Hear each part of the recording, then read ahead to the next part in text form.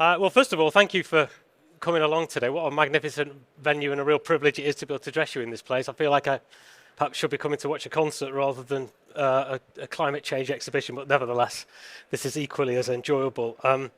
Great to see so many are interested. Hopefully you've come to learn a bit about Drax and not just Yorkshire, but nevertheless I'll try and cover both in equal measure. As I just said, my name is Richard Gwilliam. I am the UK BECCS Programme Director at Drax. It is my responsibility, there we are, that's me. It's my responsibility to lead the conversion of the UK's largest power station to the world's largest bioenergy with carbon capture and storage, or BECCS, project. So bioenergy with carbon capture and storage is a scalable greenhouse gas removal technology being pioneered in Yorkshire. And for those that were in the previous session who've just sort of been learning about that, which is super interesting. Through BECCS, we can remove carbon dioxide from the atmosphere, trapping it permanently underground, and in doing so, support the fight against climate change. Now, for over 20 years, I've worked on major capital projects all around the world, but I have spent the majority of my time working on CCS projects. And in today's session, I'll talk through what I perceive to be an increasingly important role that CCS technologies will have in global decarbonisation, and how Yorkshire and the wider Humber region can be at the centre of that, developing significant export potential for the UK, skills, jobs, opportunities, and critically, as far as I'm concerned, a means to level up the north. Now, as I am going to be talking about God's own country, I feel I should probably make a confession and confirm that I am not a Yorkshire native. And in fact, despite having spent 15 years of my life living and working in the region, I suspect I will never truly be accepted, certainly not by my wife and her family, for being a non-local. But given that this is a significant opportunity, and down here the north is the north, I think I'm on fairly safe grounds advocating for my adopted region today. Okay, so scientists, governments, academics and campaigners worldwide are speaking up more and more about the importance of not just stopping carbon dioxide from going into the atmosphere, but actively removing the CO2 that's already up there. It's no longer possible to turn off the metaphorical taps. We have to start emptying the basin. And as we work towards achieving net zero goals, carbon capture and storage technology is set to play a more and more prominent and important role in decarbonisation. And certainly from my time involved in the CCS industry, I witnessed that evolution happen in practice. And today we have a government policy that determines that we shall remove 5 million tonnes of CO2 from the atmosphere using greenhouse gas removal technologies like BECCS by 2030. And our plant in Yorkshire, as I said earlier, the largest power station in the UK, something that has been integral to the operation of the UK electricity grid since the 1970s, can actually play a critical enabling role in achieving that ambition. Now, as I'm sure many of you will know, I'm sure I'm preaching to the converted here, but round about 190 countries have already confirmed their commitment to work towards a 1.5 degree pathway aimed at avoiding the very worst effects of climate change. The consequence of permanent and irreversible warming presents a massive risk for us all, and clearly, as illustrated here, the difference between a 1.5 degree pathway and a 2 degree pathway is significant in terms of things like sea level change, but also ecosystem health and human health. Global bodies such as the Intergovernmental Panel on Climate Change, the IPCC, and other science-led institutions are informing policy and the investment case on the pathway to 1.5 degrees. And across the world, whilst we will need a significant uptake in renewable energy sources to help decarbonise the grid, we clearly need to also remove CO2 from the atmosphere. So reputable scientific, academic and industrial groups already agree that significant volumes of CO2 removals are required globally. And as you can see from some of the examples illustrated behind me, there is clear and unambiguous support for CDRs. This is even the case in rapid deployments of renewable and carbon-fighting technology. Reports prepared by these institutes also show the urgent need to scale up carbon removals because we are currently already well behind our own projections as to the rate this technology needs to be deployed. So the IPCC has said that up to 9.5 billion tonnes of carbon removals per year from BECCS by 2050 will be necessary to maintain a 1.5 degree pathway. And clearly that is the upper end of the range, and it is a large range shown on the graph. But undoubtedly, achieving net zero will require the development of a full range of carbon removal technologies. And as you can see from the illustration, these actually broadly fall into two categories. On the left, there are natural-based solutions, and on the middle and the right, they are engineered removals. And the engineered removals typically fall into two camps: BECCS, the piece of work I'm talking to you about, and DAC, direct air capture. All of these options effectively work the same way. They will remove carbon dioxide from the atmosphere, and deploying a range of options is clearly critical to make sure that we don't place over-reliance or over-emphasis on one form of removal. Natural climate solutions seem like a very logical and sensible and proportional approach. They will store carbon organically, but regrettably that method is only reliable for relatively short periods because CO2 can be released back to the environment through degradation or in the instance, for example, of forest fires. BECCS and DAC, as engineered removals, permanently sequester the captured CO2 underground indefinitely, preventing that CO2 from going in the atmosphere. Now, in our view, because BECCS harnesses both the natural climate solutions through photosynthesis, I had to struggle somewhere, didn't I?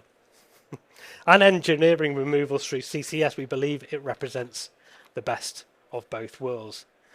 And in fact, BECCS in the US, where I've been a frequent visitor to talk about some of these projects, is actually referred to as BioDAC. DAC is something that really resonates with the American carbon removals, and the BioDAC concept is something that's been introduced relatively recently. So I'm going to talk a little bit more about BECCS, specifically how it works, and then I'll get back, as promised, to talk about the benefits for the Yorkshire and the Humber region. But first, I thought it was appropriate to take you through how BECCS works in practice, and I need to start with the sustainability of biomass, because that is the critical component in this mix. Today, we use sustainably sourced biomass at our power station in North Yorkshire to generate dispatchable and reliable renewable electricity. And most don't realise, but the story starts with timber. Now, managed forests are harvested for high-value products like timber for the construction industry. When processed, timber leads to the creation of sawdust and shavings, and harvesting forest for timber also creates thinnings, branches, unusable logs, and materials that have low commercial value. These are waste products from an industry that we all rely on for construction. Good forest management, which of course, as you would expect, we are committed to, removes unusable forest material also to reduce the risk of forest fires and to manage restoration in the event of disease. Drax's fibre sources are embedded in the timber industry, and we contribute as a result to a sustainable forestry economy. And as you can see on the illustration here, around about 98% of all the fibre that we source comes from this origin. Around about 2% comes from agricultural residues. Now, sustainability, as I said at the top, is critical for us. Internally, we often refer to our sustainability policy as our license to operate. We will only source fibre from well-managed forests where the growth to drain ratio is at least 1. And by that I mean forests where growth rate are demonstrably stable or increasing. Our process and the biomass that we use is certified by the Sustainable Biomass Programme, the Sustainable Forestry Initiative, the Programme for the Endorsement of Forestry Certifications, and the Forestry Stewardship Council. So I've spoken a bit about biomass. I think it's important to reflect that. I'm now going to bamboozle you all with a complex diagram, but I suspect that those people who have been involved in CCS in the past, this will be very familiar territory. So Drax at BECCS, at our power station, works by applying post-combustion capture technology to existing biomass generation units with a solvent treatment for CO2. Now, if I talk you through that in a bit more detail, starting at point 1 on the diagram, flue gas, which is a byproduct of combustion, containing CO2, leaves the power production process and is cooled and treated before entering an absorption tower. That's a rather large 3A structure on the diagram. Inside the absorption tower, a chemical reaction takes place between a solvent and a flue gas, which extracts CO2 from the flue gas. The solvent containing the CO2 is then heated in a reboiler, which reverses the chemical process and separates the CO2 from the solvent. Solvent is then recirculated in a closed-loop system and used again to treat further flue gas. And separately, we get a pure stream of CO2, which is captured, put in a pipeline and transported to permanent geological storage where it is sequestered indefinitely. So CO2 is absorbed from the atmosphere as trees grow. I've already stumbled over the word photosynthesis. I've done it okay this time, so I'll carry on, which is sort of something that I think we can all recall learning from school. We also know that young trees absorb more carbon dioxide than mature trees. So if you can maximize the number of trees growing, you increase the amount of CO2 captured per acre versus static forestry. And we know that a healthy, managed forest is an active carbon absorber. Now, as I've already said, at Drax we use low-grade forestry material, which has limited commercial value. These are turned into pellets and transported to our power station to generate electricity. Linking these principles with the engineering technology that I've already described and safe permanent geological storage means that the process has an effect, a net reduction of CO2 in the atmosphere. And further to that, because biomass generation is dispatchable, by which I mean you can turn it on and off, it can be used to provide power in the circumstances where the sun isn't shining, we can't use solar, or the wind isn't blowing and we can't rely on wind. So to sum up, the BECCS is scalable. It can be done sustainably at gigaton level. It is cost competitive. The cost of capture with BECCS, we believe, is lower, demonstrably lower than other engineered solutions. It's permanent through the sequestration of CO2. And critically, it's tech ready. We've been testing different types of solvents at our power station in Yorkshire since 2019. We've run 2 live pilot projects, and the first time we did it in 2019 was the first time anywhere in the world anyone's captured CO2 from 100% biomass flue stream. I think also Yorkshire is the right place to do it first. We have the infrastructure in place, we have a robust, developed, credible plan.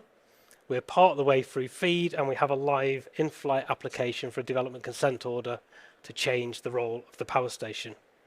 Plus, our link to the important Humber industrial cluster provides us access to at-scale transportation and storage solutions to take our CO2 away. The southern North Sea, which is in proximity to plant, or Yorkshire territorial water, as I term it, to try and win friends and influence people in the region, we're blessed with some of the best geology for storing CO2, not only on the UK continental shelf, but anywhere in Western Europe. Okay. So, aside from the importance of BECCS to climate targets, I want to talk a little bit more about the wider opportunities it creates. The UK has a unique opportunity to be proactive in bringing this technology to scale by supporting the pioneering work that we're doing in Yorkshire.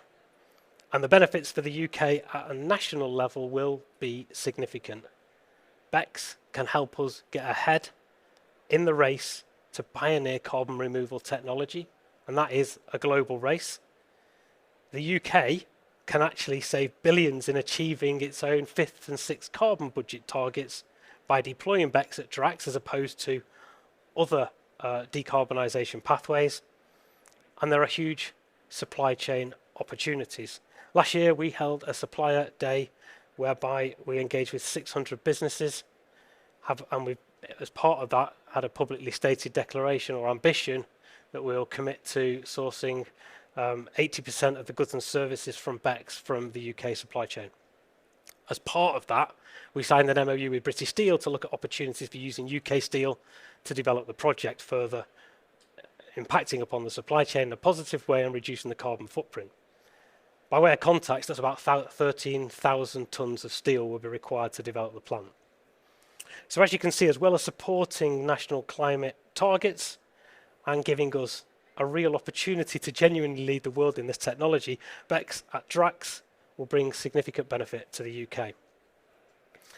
We're also really proud, actually, of the role that Drax plays in the wider Humber industrial cluster today. In addition to my role at Drax, I chair the Humber Energy Board. I am a board director at the Hull and Humber Chamber of Commerce, and I'm a director on the advisory board of Future Humber. And my work and the work within the business, I think, is central to the decarbonisation of what is the UK's largest industrial cluster. Just a quick word on the Humber, because I think that's important to call out, and do take some time to come and visit us and colleagues on the Humber stand later. As I said, we are the largest industrial cluster in the UK. That's not necessarily a statistic that we should all be proud of, but there is a very important reason behind that. In the Humber, we have a strategically important asset base. About 20% of all electricity that's used in the UK is generated in our region. About a third of all the refined fuels that we use in the UK is processed in our region. About a fifth of all the gas that we import into the UK is used within our region. And while all of those things bring a carbon footprint, they are required for us to sustain the lifestyles that we all enjoy today. The Humber also contributes about 18 billion to the UK PLC, and we sustain about 55,000 jobs in manufacturing alone. I think we are genuinely an engine room for the country. But all the businesses in the Humber recognise that there's a challenge that we need to take on in terms of decarbonisation, and collectively, as you'll see at the stand, we've pledged to spend £15 billion between now and 2030 to bring about the sort of innovative technology like BECCS to help our region decarbonise and mean that we can sustain the existing economy. And for those that follow CCS closely will know that there was some disappointing news whereby the region wasn't awarded priority status as a Track 1 cluster to deploy CCS, but do not let that detract you from coming to visit how fantastic the region is and how diverse the decarbonisation offer is. So getting back to Drax Power Station, that it was once Europe's largest coal-fired power station, and through our expertise and conversion to a sustainable biomass plant, it's been transformed into the UK's largest single point of renewable energy. Through this investment, we have had a critical part in the UK energy system's transition away from coal.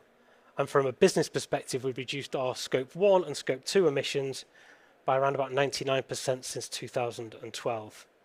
We've also protected thousands of jobs locally at a time when other industrial sites and power generation assets have regrettably closed. Now with BECCS, which is the next chapter for Drax, we can deliver clearly even more benefit for Yorkshire and the Humber. The project will comprise around about a £2 billion investment. We will support at its peak 10,000 jobs and give our region the opportunity to be a global centre for green skills, which we're already maximising through partnerships, for example, with Selby College, where we're running courses on carbon capture. There will also be huge opportunity for business in the local area throughout construction and operation. And carbon removals at Drax can deliver and have the potential to support hard-to-abate industries in the Humber on their own journey to decarbonisation. So what next? Well, frankly, we can only take this so far ourselves. We do require the right policy intervention, the right government support to realise this opportunity. The creation of the UK government's policy ambition to capture 5 million tonnes from GGRs by 2030 is certainly encouraging, and our plant was named in the government's Powering Up Britain strategy last March as one of 2 successful BECCS projects that has been shortlisted as part of cluster sequencing. We are also expecting, hopefully, further positive announcements this year from government on BECCS, but frankly, that clarity is becoming increasingly urgent as the appetite for BECCS grows on a global scale. On Tuesday this week, Drax held its Capital Markets Day, where we announced a global ambition for BECCS. Our target now is to capture 20 million tonnes of CO2 per annum through a portfolio of projects, 14 million of that coming or on target to come before the end of 2030. Of that target, 8 million tonnes can be done here in Yorkshire.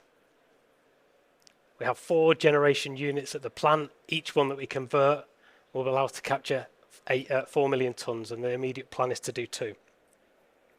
The further 6 million tonnes in our 2030 ambition comes from investments that we're progressing in the US, and the investment case for BECCS is growing, and the competition for deploying projects like this is growing internationally. So while the technology is currently being developed and progressed and pioneered and matured in Yorkshire, I hope that you'll see the benefits go right through our region. With BECCS at Drax Power Station, we have an outstanding opportunity to lead the world in the fight against climate change. And I'll just leave you with this. So when you next visit our region, hopefully it's an area that you do pass through regularly, whether it's travelling up the M1 or sitting on the East Coast main line, as I seem to spend an extraordinarily large amount of my time doing. When you next see those 12 cooling towers on the horizon, don't just think about the long history of reliable power generation that site has brought to the UK. Think about the role it can play in the global fight against climate change, because Yorkshire and the Humber, I think, is delivering for the world. Thank you.